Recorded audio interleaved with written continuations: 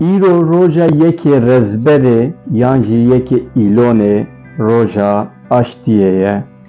Eşkere ku aştî ji bo hemû miletan tiştekî girîng e, lê ji bo Kurdan belkî hê girîngtir be ji ber ku li hemû bajarên Kurdan Kurd têne kuştin. Li Mihabadê, li Silêmanî, li Hewlêrê, li Amedê, li Qamişloyê çi zanim. Loma jî em çend gotinan îro li ser aştiyê bêjin, bi taybetî jî ji bo Kurdan. Aştî ji bo Kurdan li Mihabadê darvenekirina Kurdan e. Li Mihabadê, li Urmiyê, li bajarên din Kurd ji ber nasnameyên xwe têne darvekirin.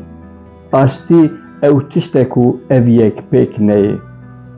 Li Silêmanî û li Hewlêrê li hevkirina pêdeke û yênekê û rêxistinên din ku ev 30 sal e li hev nekirine, hê jî li hev nakin. Aştî tê wê maneyê ku ew li hev bikin.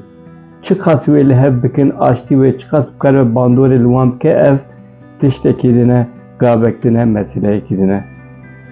Aştî ew tiştek û li Rojava, li Kobanî, li Qamişloyê, li Hesekê, li bajarên din Kurdneyên kuştin, partiyên Kurdan, rêxistinên Kurdan wê derê li hev bikin.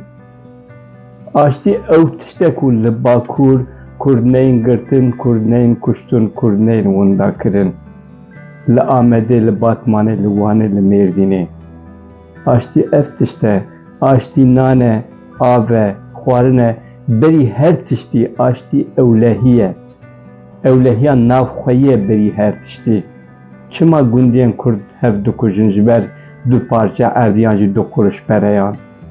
Çima Kurd têne kuştin ji alî desthilatdaran ve di roja aştiyê de? Îro yekê rezberê ye. 327 saziyên Amedê, saziyên sifîl hatin bahev û banga aştiyê kirin. Bang li Meclisa Tirkiyeyê jî kirin ku di vî warî de gavan bavêje. Bang kirin ku gotin bila pirsgirêka Kurd bê çareserkirin ji ber ku nayê çareserkirin, ev qeyranên heyî li Tirkiyeyê hê kûrtir, hê zêdetir bûne. Bi sedan sazî, 328 sazî tiştekî girîng e, hema bêje hemû saziyên Amedê hatine bahev. Ev banga wan, ev gava wan, ev deklarasyona wan ji bo hemû parçeyan derbas dibe û ji bo hemû Kurdan derbas dibe. Bila Kurd pêşî li nav xwe aştiya xwe saz bikin û dûre jî bila aştiyê hakimê dinyayê bikin. Em hêvî bikin, aştî were nav me jî.